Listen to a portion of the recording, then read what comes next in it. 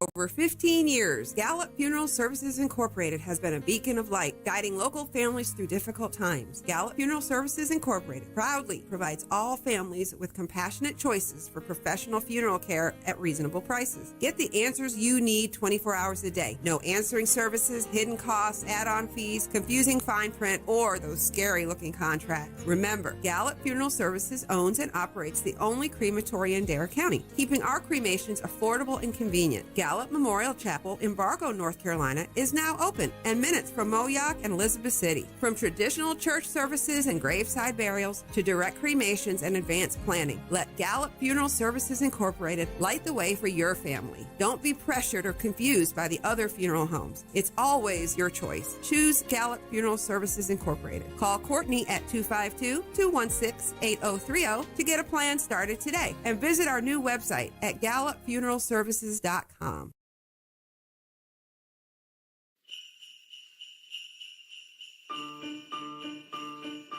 8 days left for Christmas shopping. 8 days left to fill the stocking. 8 days left for Christmas shopping. Only got 8 days more. Hi, have you done your Christmas shopping? You better hurry up or You'll be sorry. to all who come to this happy place, welcome. News team, assemble! Joining us live, because if you want to know anything about the Outer Banks, Sam Walker's the dude to fill you in. The sea was angry that day, my friends. Like an old man trying to send back soup in a deli. Always appreciate talking to you.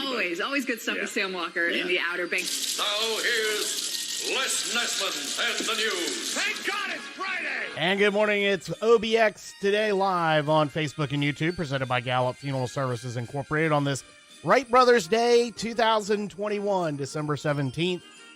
118th anniversary of the first powered flight on Big Kill Double Hill. All that coming up. Our very own Lisa Brickhouse Davis from 99.1 The Sound's going to join us. She is a descendant of the last living witness of the first flight, and she's going to talk all about that and really share some really cool insight about her family's tie to the first flight. It's really a great story. We got that coming up for you. Plus all the rest of the headlines for this Friday morning. Thank God it's Friday! Let's get right to it because we do have some breaking news this morning. School systems around the region say they are aware of this alleged threat that was made on TikTok yesterday and started popping up all around the country about possible violence circulating nationwide this morning at schools. It is not considered a credible threat. We've got details up at obxtoday.com right now with statements from the Dare County school system and from the Currituck County school system. Dare County sending out a email this morning to parents letting them know that they were aware of it. I'll just read that statement. Good morning, Dare County families. We're aware of the latest TikTok challenge circulating on the mobile platform that is being widely reported this morning. While there have not been any threats communicated towards Dare County schools as a result of this trend, we take threats very seriously. Each of our schools has a full-time school resource officer, and we work directly with law enforcement to ensure that our campuses remain safe. That was a statement from the Dare County schools this morning that went out to parents around 7:18 in an email via Blackboard. Currituck County Schools put out a statement last night on all their social media channels with similar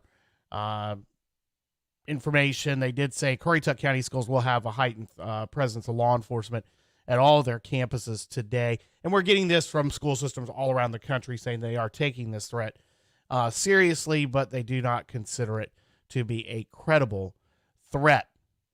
Yesterday, we got this. We were first to report it. OBXtoday.com, the first with the information regarding an update on a lawsuit that was filed against trying to stop the Mid-Currituck County Bridge. A federal judge has ruled in favor of the North Carolina Department of Transportation and Federal Highway Administration over a lawsuit filed by conservation groups and a local organization opposed to the bridge over the Currituck Sound between Corolla and the mainland. But there is still a long ways to go before the first piling can be driven for the toll facility that would span 7 miles of open water and swampland between Idlet and Corolla. North Carolina Turnpike Authority officials, which oversee all toll projects in the state, has said as recently as May that it would likely be 2023 before any work could begin. The Mid-Currituck Bridge and a number of other expensive major highway construction projects in North Carolina were among the first to be delayed when the COVID-19 pandemic hit in March of 2020, due primarily to the impact of the amount of money coming into state coffers due to the drop in gas tax revenue. The Southern Environmental Law Center represented the North Carolina Wildlife Federation and NOMCB, No Mid-Currituck Bridge, concerned citizens and visitors opposed to the Mid-Currituck Bridge, and the lawsuit filed in April 2019 challenging the Highway Department's environmental analysis and decision document. The groups filed their lawsuit under the National Environmental Policy Act, arguing state and federal transportation agencies have failed to consider less damaging and less expensive alternatives. Those include widening Highway 12 through Southern Shores and Duck to 3 lanes, traffic circles instead of stoplights, and building a flyover interchange with US 158 in Kitty Hawk.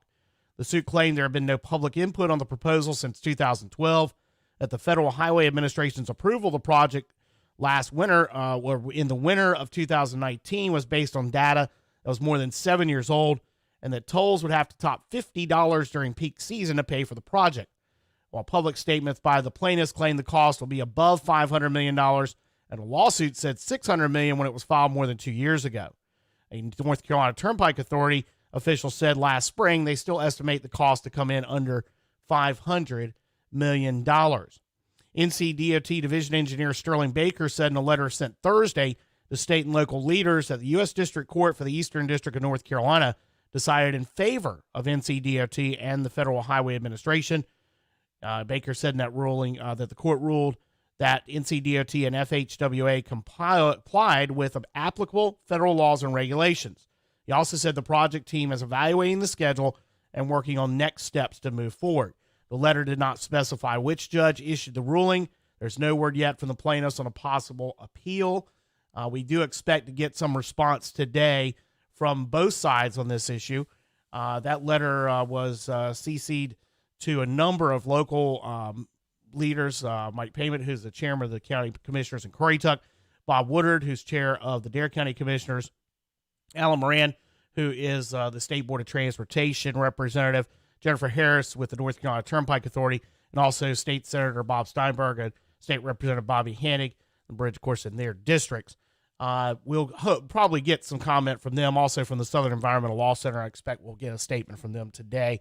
And, of course, we'll update the story at obxtoday.com as we get that more of that information. I did want to go to something that I had put together a while back, and just kind of, because we've had this question multiple times, exactly where would the Mid-Currituck Bridge be located? And this is just a rough estimate using Google Maps and just drawing a straight line because it's not the exact route, but all the maps that we've seen pretty much mirror this. The bridge would start, or the toll complex would start just south of the Coinjock, the Knapp Bridge over the Intracoastal Waterway in Coinjock, and start at the curve. There's a slight curve that goes as you're headed south to the right.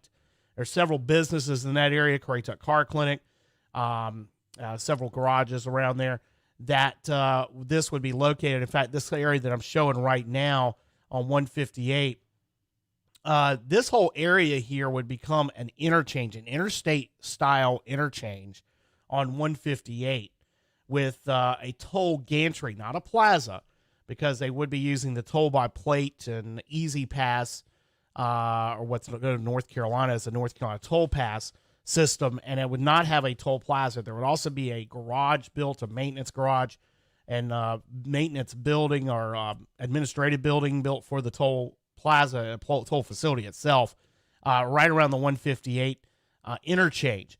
Now, it would go through the swamp, which is known as Maple Swamp, adjacent to the Dominion power line that runs over to a substation, and then feeds the substation that I'm pointing at right here is actually where the power goes from above ground to underground, and then goes an underground cable, underwater cable, over to Corolla.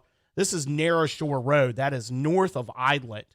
This is the Idlet, village of Idlet in Currituck County. And again, this is just a rough estimate. looking at property records, looking at what NCDOT's talked about in trying to purchase land for the bridge. It would be near the S turn on Narrow Shore Road, and then, of course, go across the Sound. 40-foot high bridge the peak clearance would be 40 feet. Now, something that happened back in 2019 was the Coast Guard put out its decision and what they wanted to see as far as the bridge height is concerned.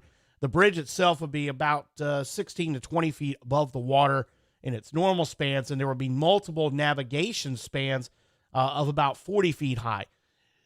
This would be similar to the jug handle bridge that's being built around Rodanthe right now in terms of the majority of that bridge.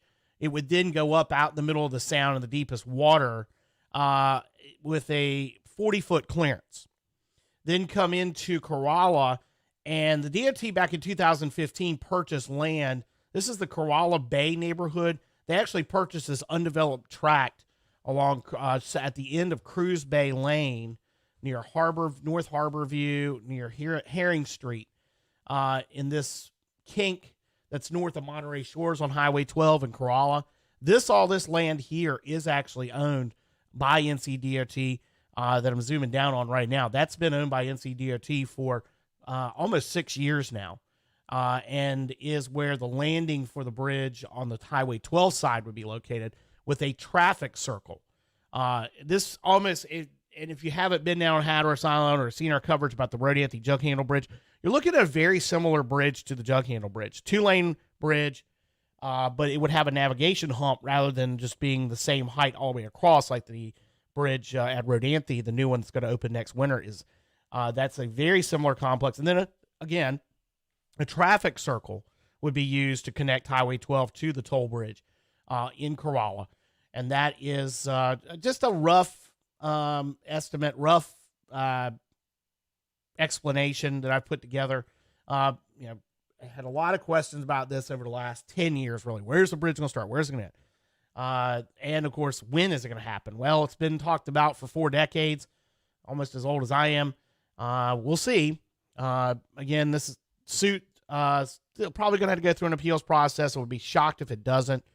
There wasn't a settlement. It was just a ruling in favor of the DOT and Federal Highway Administration that on the environmental assessments that they did. We'll see where this goes. And again, we expect to have comment from those groups, those parties, today on the Mid-Currituck Bridge. It's OBX Today Live here on Facebook and YouTube. I'm Sam Walker. Glad you're along with us on this Friday morning. Yesterday, the Elizabeth City Police Department that is announced that a suspect had been arrested in connection with the shooting deaths of 3 people earlier this month that included a mother and her toddler daughter from Roanoke Island. Ricky Lewis Etheridge Jr., age 34, was arrested Wednesday in Norfolk for the murder of Takia Deshae Berry and Allura Pledger, both of Manio and Jaquan Tobias White of Elizabeth City. That shooting happened in the 500 block of Perry and Jordan Streets on December 2nd. Multiple people were shot, 3 dead, 3 injured in that shooting. Witnesses told the Daily Advance they had heard multiple gunshots. It sounded like they came from different weapons, and it sounded like dozens of shots had been fired. But again, yesterday, the Elizabeth City Police Department announcing that an arrest had been made in that shooting in Elizabeth City. And we'll keep an eye on that case as it works through the court system in the near future. Yesterday, Thursday, that means that the latest drought monitor was put out from around the country, and that includes North Carolina. As you can see, the northeastern North Carolina and the Outer Banks remains in the severe drought category, despite the recent rains we've had. Some of that rain, of course, helping to lift the burn ban that was in effect, the open burning ban that had been in effect for several weeks that was put in place a couple of weeks ago. That burn ban has been lifted, but we're not out of the drought yet. North Carolina is still experiencing its driest November in nearly a century last month. Rainfall deficits have been pretty significant since early September in much of the state, although Hatteras Island, southern Hatteras Island, and Ocracoke have actually been above normal for rain, thanks to some heavy rain that happened back in October. But that's really been the only places. We do have forecasts for rain in the next couple of days, Saturday night and Sunday, and then again midweek. But again, the U.S. Drought Monitor, the State Climatology Office, all saying they're not expecting that rain to really make a big dent in the drought. So we remain in that severe drought category. Last time we were in that severe drought, we did have wildfires on the wildlife refuges over on the mainland. So that is still a concern, to say the least. Town of Manteo announcing yesterday that they have appointed current town planner Melissa Dickerson as interim town manager. That was done at a workshop meeting the town board of commissioners held on Wednesday. Dickerson will replace James Ayers, who announced in October he would be leaving the position at the end of December after 2 years. Dickerson has been town planner for Manteo since 2017. Prior to that, she worked as state director for U.S. Senator Kay Hagan, a research assistant at the North Carolina General Assembly, and district liaison for Congressman Brad Miller. Dickerson is a Manteo High School graduate, attended and graduated from UNC Greensboro and also the UNC School of Government as well. All right, it's OBX Today Live here on Facebook and YouTube. We'll take a break, come back, and we will get you all the details about today. It is Wright Brothers Day, 118, the 118th anniversary of the first flight. Activities out at Wright Brothers National Memorial getting underway at the top of the hour. OBX Forever, Outer Banks Forever, is going to have a live stream of that. We're going to get links up to that for you on all our social media channels on OBX Today, as well as at obxtoday.com, so you can watch along. A beautiful day out there weather-wise, a little bit of a breeze this morning, but bright sunshine, a few clouds out there. Perfect day for the flyover, perfect day for all these activities out. And we're going to talk to Lisa Brickhouse Davis from 99.1 The Sound coming up right after this on OBX Today Live.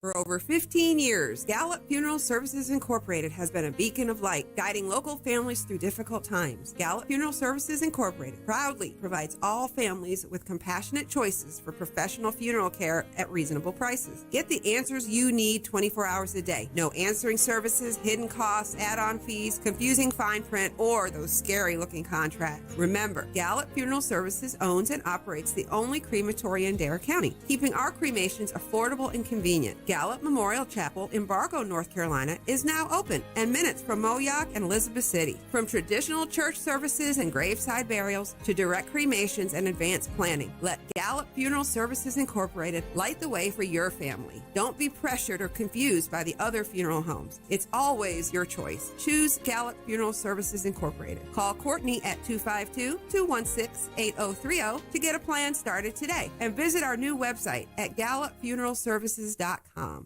Experience Christmas in Corolla this holiday season. Reserve your spot on a Wellhead Candlelight Christmas tour and be delighted by the wonder of this iconic treasure. Then enjoy the lights and holiday sights in historic Corolla Village. Visit wellheadchristmas.com for details.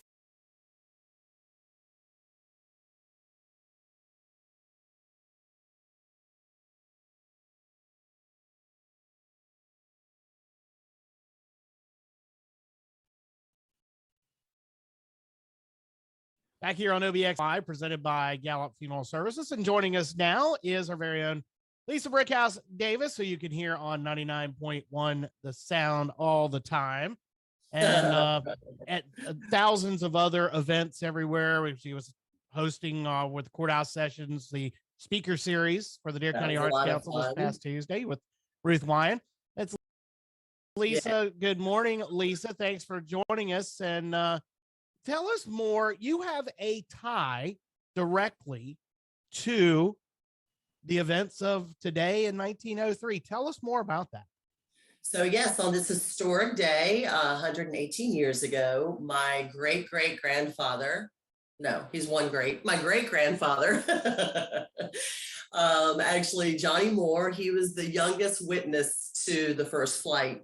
My daughter, Chloe Davis, is going to be out there today with us, and she's the third generation. And I was talking to somebody a little while ago about it, like greats. But yeah, my mom, her grandfather, Johnny Moore, was there. He had actually befriended the Wrights when they first started coming down here. He would travel from Collington to the life-saving station and go hang out with the guys there and bring them fish or eggs. And in his routes, he saw two strange men here on the Outer Banks and was thinking, hey, what are these guys doing? And as a 15, 16, 17-year-old, or actually 14, I think, when he first met him, was very curious. And so they had actually told him that if the flag was flying a certain way that they put out, that, just kind of a scarf out there type of thing, then he should try to, come, and they needed as much help as possible. And that day he was walking by and saw that they needed help and went out there, and he went down in the history books.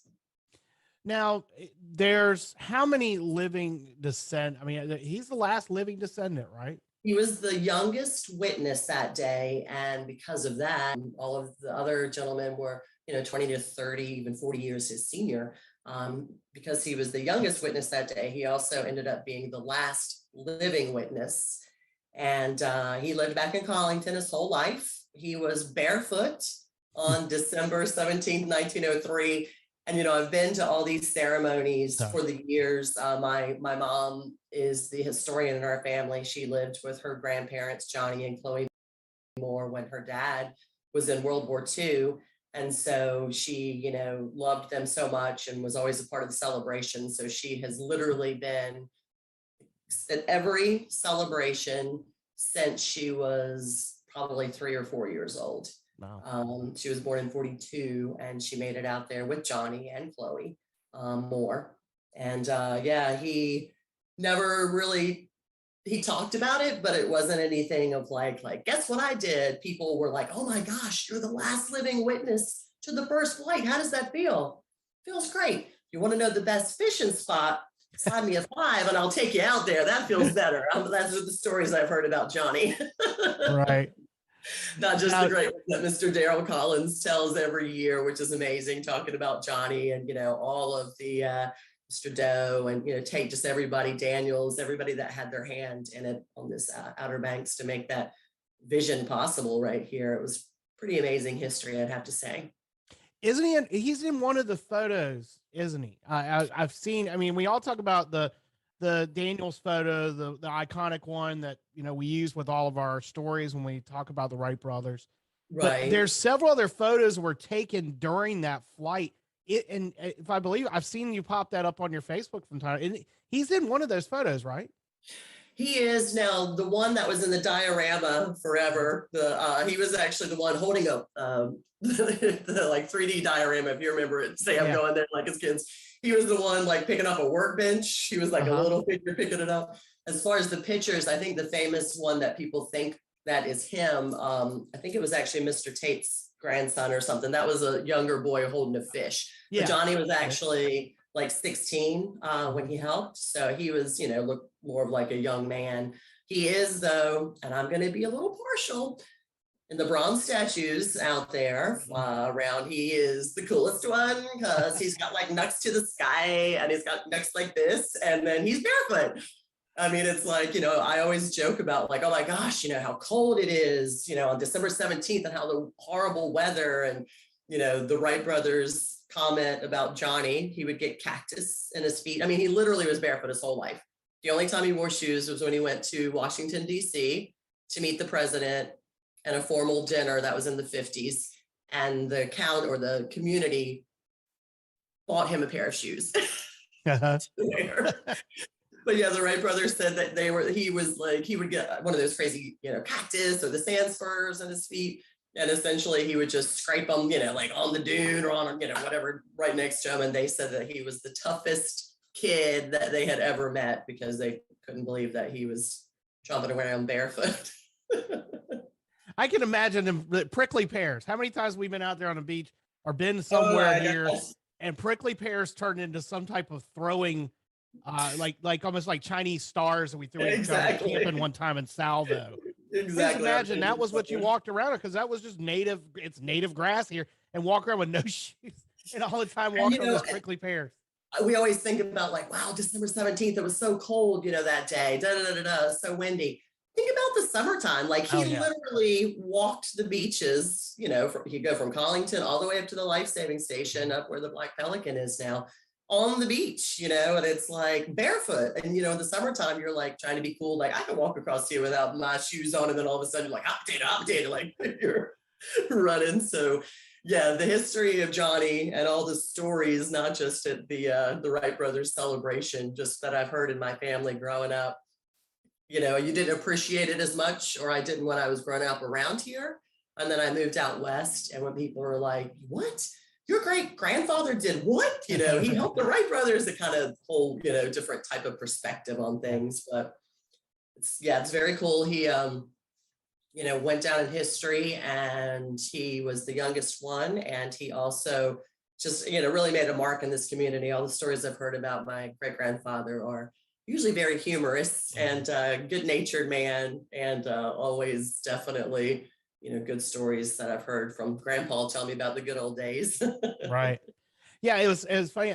This kind of got spurred out of the fact that I saw a Charlotte TV station did an interview with one of the son of one of with the son of somebody who had helped the Wrights when they were here, and he had shared something, and it was like, I just need to get Lisa on the show to talk about this, because I mean, come on, I mean the Senate, and it's we tie all of ourselves together here, especially with the Wright brothers celebration. I mean, it's a sense of pride, especially those of us who grew up. Yeah, I go out, we're working it, and then I do double duties. Like, let me go place this wreath over here, and I'll my grandfather, and then let me do a call into the radio station. We're on your broadcasting live. Thank you, First Flight Society, and the flyovers and all that type of stuff. So and it is kind of something we almost take for granted that's here. But then again, I always say that, like, last year was so special. I thought that we had the Kill Devil Hills did the fireworks on December 17th. I almost wish that would have carried over. That was something I thought was really close. It was something for us, if you will. This always has been a celebration for those of us who grew up here or natives here, the locals. That this time of year obviously has always been the off season, and this was a celebration. Always was kind of geared more towards those of us who grew up here, and it's always something we held special, and even to have that. But you taking a part of it, because you guys explain how that works. You guys with the wreath laying, how exactly does that work? My mom says you've got to do this. No, no, exactly. That's how it works. Yeah, essentially, you're going to do this. I mean, but to think back in my years of like seeing and / meeting Buzz Aldrin or John Glenn or Neil Armstrong, because for the 75th anniversary, or I was born in 1970, and so in the 70s, I was coming out here 2, 3, 4, or 5-year-old child, and just, kind of like, who's that person? Didn't, again, really know until later type of thing. But yeah, so it's always been a tradition. I mean, this actually dates back to when Johnny was still, some of the actual witnesses were still alive. When they started doing a ceremonial at the Big Boulder, which shows, like where they first started, like, and then the distance, how far they went, the first try and second try. It's out behind where the house is where the Wright brothers, frequented and lived in. But yeah, the First Flight Society has carried on this tradition, and the National Park Service, of reaching out to any of the descendants of the witnesses, the 5 local men that were here on that day in 1903, December 17th. And they have asked, they will ask you to come out, and they will call forward, the Doe family, the Daniels family, and then your family, however many generations are there represented. Could just be one person there or several. And then you just go up and place the wreath in honor of. And then, of course, Mr. Darrell Collins, that's my memory growing up as a child, is listening to him talk about that day, and just, the excitement of like, Darrell's going to talk again. And it's always a little bit different. It's always the same historical facts, but Mr. Darrell Collins spin on things. But the National Park Service has always done a phenomenal job of, just really letting us see the history that day through words, through, pictures, also just, the inductions of other people that have made a mark. Now, sometimes I'll admit, as a child, sometimes I'm like, what are they talking about? Why are we here? Yeah. Who is that person I've never heard of before? But I want to go inside. I was a naive, uneducated child at the point about like some of these people that were being, inducted. Like, we've got Sally Ride tomorrow, and it's just been amazing to see all these people be honored. Judith Fearing has actually reached out to us, part of the First Flight Society this year, to ask, about us doing it. And so we'll have 3 generations out there today. My mom, Karen, Brickhouse, and then my brother, myself, and then my daughter. So we'll have 3 generations, which is pretty special, actually. Yeah, it is. It is. Lisa Brickhouse Davis here with us on OBX Today Live. And again, we've been showing up the pictures while we've been talking here that you had shared on Facebook this week with your profile picture. And those are pretty cool. Just me hanging with my great granddaddy. Exactly. So whenever you go out there and you see the barefoot and with the knuckles in the sky, that's Lisa's great grandfather. It's such a great story. I love it. It's kind of cool, and both of us growing up in Currituck and the tie there. My dad always talks about that the Wright brothers actually did walk in their front yard.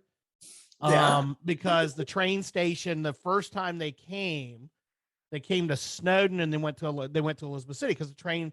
They actually at one point stopped in Snowden, got off and walked to Currituck to get over here, find a different way instead of having to go all the way to Elizabeth City and go down the river and the sound and across. They were trying to find a shorter route to get from the mainland over to the beach. And that was one of the things bicycles around here. No, well, you didn't have a road. They're like, we can bring our bicycles with us. No. So, of course, where my parents live now, the road, what is 168 now, was actually closer to their front yard. It didn't run on the same path it does now through Sligo to the bridge. It actually cuts. You can see the path actually behind the brick house that I grew up in and the house that they live in now. You'll see that. And that's where the old roadbed is, and it kind of cuts up to go to Snowden. And Snowden, maybe one person on this thing may know exactly where Snowden. A couple people watching. I know where it is. Yeah, we know where it is in more ways than one. But that's where the train station was. There was a train station in Moyotte. There was a train station in Snowden. There was a train station in Shawboro. And they got off in Snowden, walked over to get to Currituck. That was the closest train station to walk to Currituck, where the courthouse is, to try and find someone to get them down here. And I guess they figured out it was a lot more difficult to do it that way than just going to Elizabeth City. So Dad always talks about, when Wright brothers have walked in our front yard and FDR has driven by our front yard. So all those little pieces of history we've got tied to in one way or another. And it's a good thing, it's like to hear the stories. And then actually when you hear yourself telling them back to other people, you're like, thanks, Dad, or thanks, Mom, for like, just continuing that tradition of just being proud about where we're from, which is a really cool thing. All right, Lisa. Well, we're going to let you get at it. Thanks for joining us here on OBX Today Live. Great story. And we really appreciate it. Thank you, Sam. You have a good day.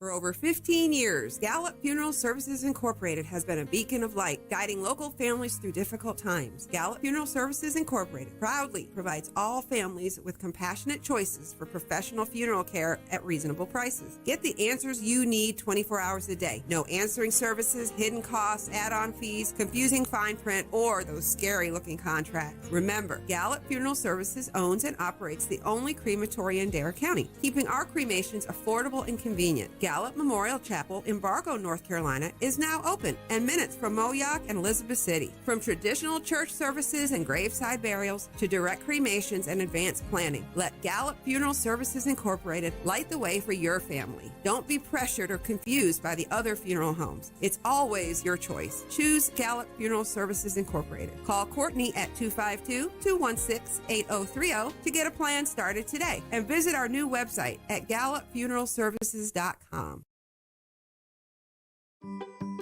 Our pet of the week for this week is Zeus. Zeus is a mixed breed around 2 years old. Unfortunately, he was surrendered to the shelter because his family was moving and they couldn't take him with them. This big boy is completely house trained and would love to play tug of war all day. If you have another dog and are interested in adopting Zeus to join you on all of your adventures, we would love to schedule a dog meet. To adopt Zeus or foster one of our other animals, you can come visit us Monday through Saturday at our shelter located in Manio. This week, join us at the PetSmart in Nags Head, Friday the 17th from 5 to 8 p.m. for our Kitten Palooza. Stop by and see us so you can meet all of our adoptable kittens. For more information, visit our website at www.obxspca.org or visit our OBX SPCA Facebook page.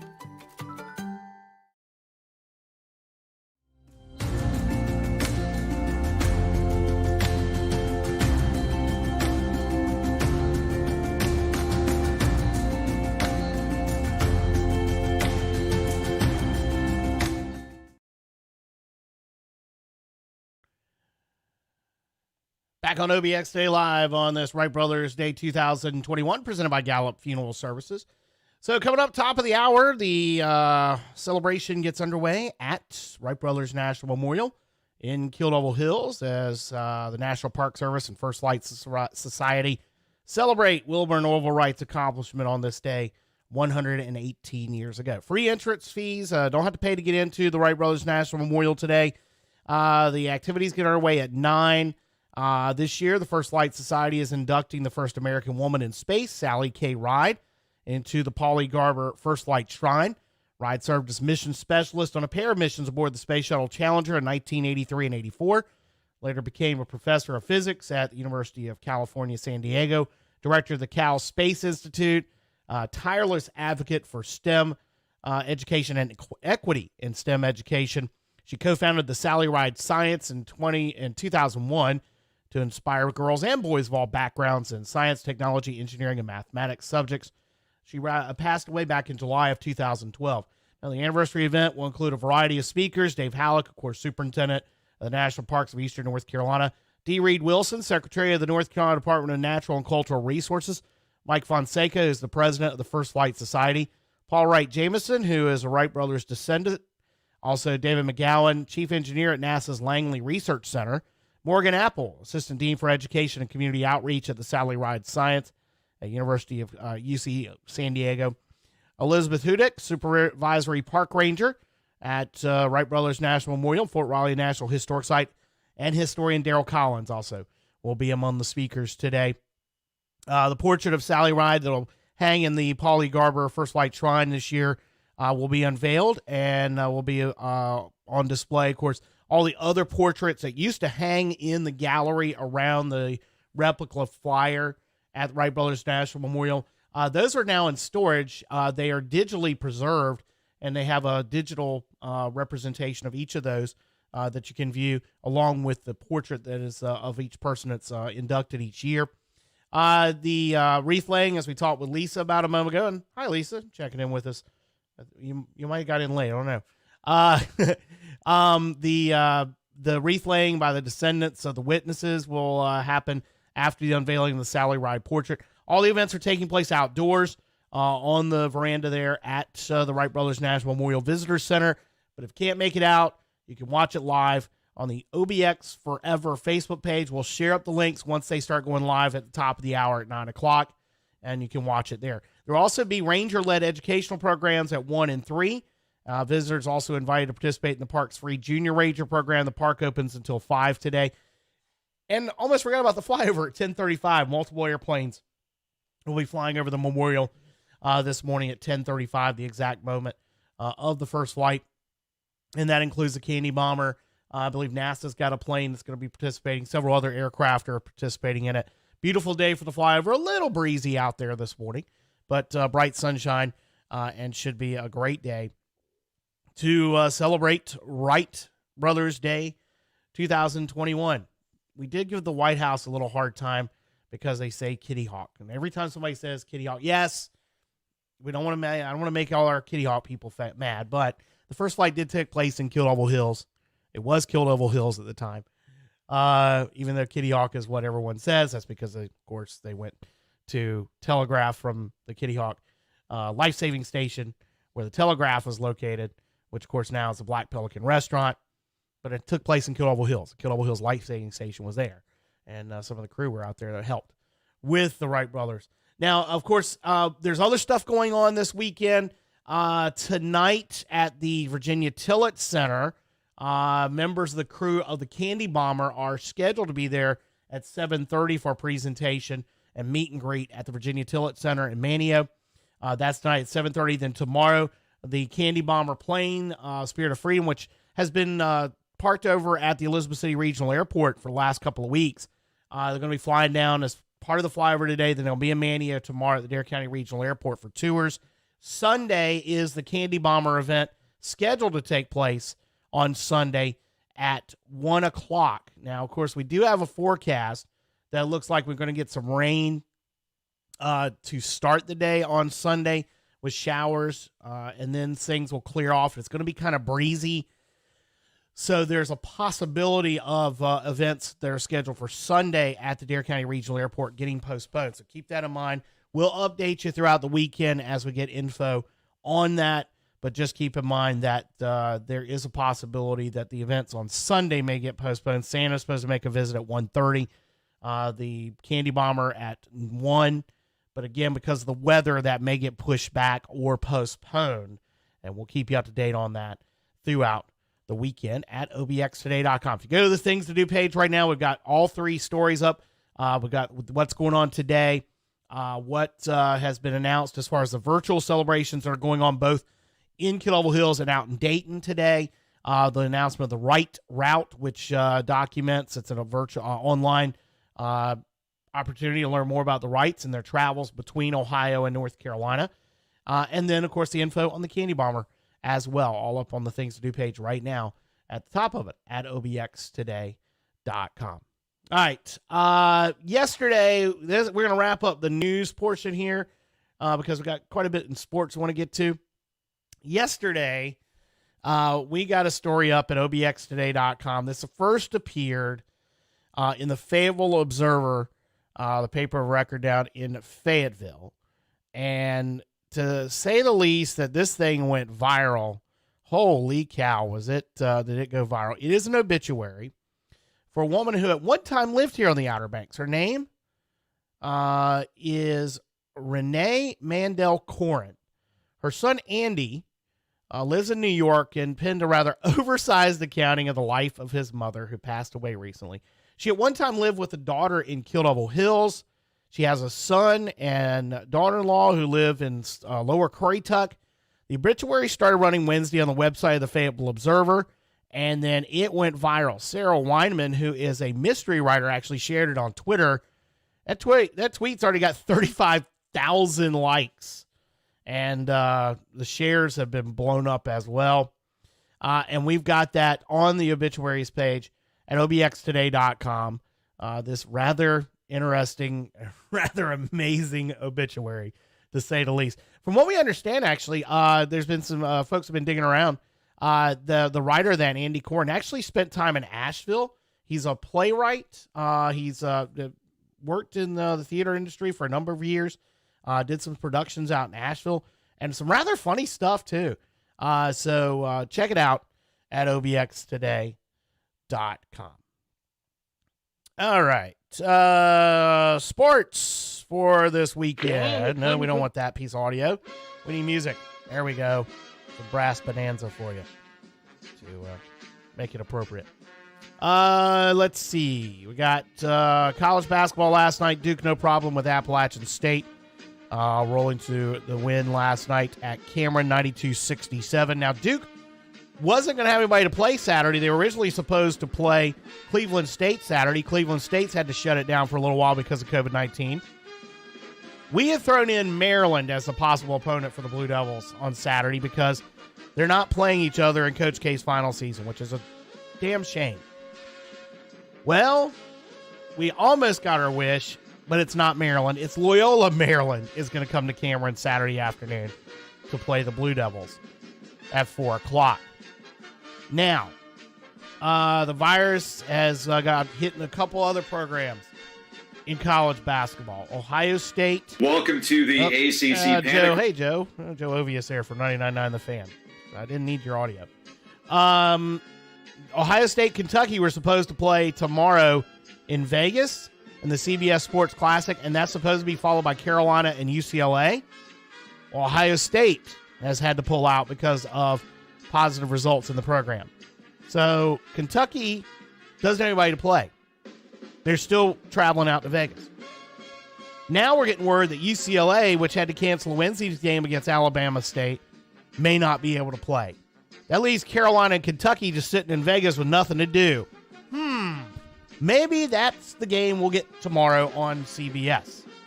Actually, that would be fun. Nothing like the Blues playing each other in the regular season. I got a feeling Jody had texted me this morning like 5 in the morning and said, hey, it's going to be Kentucky, Carolina. Nothing's official yet. I haven't been checking the Twitter verse since we jumped on the show just to see if it's happened. but it wouldn't surprise me at all that Carolina and Kentucky end up playing tomorrow if UCLA can't play tomorrow. If UCLA can play, then somebody else may end up playing Kentucky. That's the one thing. It's the UCLA not playing has not been 100% confirmed yet. And just scrolling through the early morning tweets from all the folks we follow around college basketball here in North Carolina. Nothing yet. We'll see. Carolina Hurricanes. COVID didn't do it. After losing 6 players and a staffer to COVID-19, and they're quarantined in Vancouver and Minnesota, and they're probably going to stay there. At least the ones that are in Vancouver are going to stay there through Christmas. That's a shame. Carolina Hurricanes were down 7 players, actually, and a couple of staff members. And no problem. They just went out, brought some folks in, actually played with 16 skaters, and beat Detroit last night at home 5-3. A couple guys making their NHL debut. Jack Drury, who scored the first goal of the game in his NHL debut. That's not a bad way to get your NHL career started. College bowl season is here today, tonight, tomorrow, and right on through from today till January 10th. There are college bowl games on the schedule. Not every day, but most days. Starts with playing for all the Bahamas, all the islands down in Nassau. It's Middle Tennessee and Toledo kicking off at high noon today on ESPN. Tonight, it's the Tail Greeter Cure Bowl in Orlando, Exploria Stadium. I think is that the soccer stadium? I don't think that's where UCF plays. Well, anyway, it's one of the football stadiums down there. Northern Illinois and Coastal Carolina. And a 6 o'clock start tonight, playing for all the tailgates, I guess. All right, tomorrow, there's 7 bowl games. Starts at 11. App State and Western Kentucky playing for all the Roofs and the roofclaim.com Boca Raton Bowl. Then it's the Cricket Celebration Bowl. They're playing for all the cheap cell phones in Atlanta, South Carolina State, and Jackson State. That's at noon on ABC. The PUBG Mobile New Mexico Bowl playing for all of the Enchantment. Fresno State and UTEP out in Albuquerque at 2:15 on ESPN. The Radiance Technologies Independence Bowl. That used to be the Weed Whacker Bowl. So they're playing for all of the Weed Whackers, we'll say. UAB and 13th ranked BYU in Shreveport at 3:30. The Lending Tree Bowl playing for all the Loans, Liberty and Eastern Michigan and Mobile, Alabama at 5:45. The Jimmy Kimmel LA Bowl. Jimmy Kimmel has his own bowl game. What happens when Disney owns everything? And ABC and ESPN. It's the Jimmy Kimmel Bowl. They're playing for all the late night jokes. Oregon State and Utah State out in Inglewood at SoFi, where the Super Bowl is going to be played. That's at 7:30 tomorrow night. And then all the tractor trailers, the RL Carriers Bowl in New Orleans at 9:15, 23rd ranked Louisiana and Marshall. Monday, it's ODU and Tulsa in Myrtle Beach. I'm trying to figure out what would be the best way to say what they're playing for. That's at 2:30 on Monday at Coastal Carolina's home stadium in Conway, South Carolina. The Myrtle Beach Bowl. They're playing for all the seafood buffets, all the pancake houses, all the condos, all the golf courses. I got to come up with something on that. All right. You know what? We didn't get into the high school basketball schedule for tonight. Manio and First Light play tonight, but because of COVID issues with some of the programs, only the boys varsity will play at 7 o'clock at First Light. It's Manio, First Light, boys varsity only tonight at 7 o'clock in KDH. Camden at Currituck. Columbia plays Albemarle School. Ocracoke travels to Northside as well. NFL last night, Kansas City beat the LA Chargers 34-28. There's a couple NFL games tomorrow. Tomorrow's games, Vegas and Cleveland at 4:30, the New England, Indianapolis at 8:20. Carolina's at Buffalo, Mafia at 1 o'clock. Washington, Philadelphia also at 1. Baltimore hosts Green Bay at 4:25 on Sunday. OBX Today Weather Center forecast for today. Nice day for Wright Brothers Day, 118. Sunny skies, high 65. Southwest winds around 10 miles an hour, becoming light and variable this afternoon. Mostly cloudy and 55 tonight. Tomorrow, sunny, high 70. Inland areas may get up to 75, might get some record highs. Then Saturday night, front moves in. Mostly cloudy skies, showers likely overnight, low 50. Showers through midday on Sunday and breezy, high 58. Partly cloudy, breezy Sunday night, rather cool, down to 39 at the beach. Sunny and 52 Monday, cloudy Tuesday and 57. Wednesday, cloudy, 56. Thursday, sunny and 56. No white Christmas at all. No way. Not happening, unfortunately. Coastal marine forecast today. We'll see southwest winds 5 to 10, 1 foot waves or less than the sounds. Seas 3 to 4 feet. Water temperatures low 50s North Beach. Upper 50s on Hatteras and Ocracoke. Next tide change in Oregon Inlet's a low tide at 1:13. Sunset tonight at 4:50. Sunrise tomorrow is at 7:06. Currently outside the studios in Uptown Nags Head, we've got partly cloudy skies and 59 degrees. And that's going to do it for OBX Today Live here for you on this Wright Brothers Day. Thank God it's Friday! December 17th. Thanks, Lisa Brickhouse Davis, for joining us this morning. If you missed that interview, we'll have it for you on obxtoday.com in just a little bit. You can go to my YouTube channel, actually watch it right now. We'll get a story up at obxtoday.com where you can watch that interview and see highlights. Or just, you know what, you just rewind this back. You can do that. You can watch our Facebook live stream anytime you want. All of our Facebook lives are archived on the OBX Today Facebook page and the Sam Walker OBX YouTube channel. Thanks for joining us. Thanks to Gallup Funeral Services for making it possible. Have yourself a great weekend, everyone. We'll be back on Monday to kick off Christmas week here on OBX Today Live. Ladies and gentlemen, the weekend.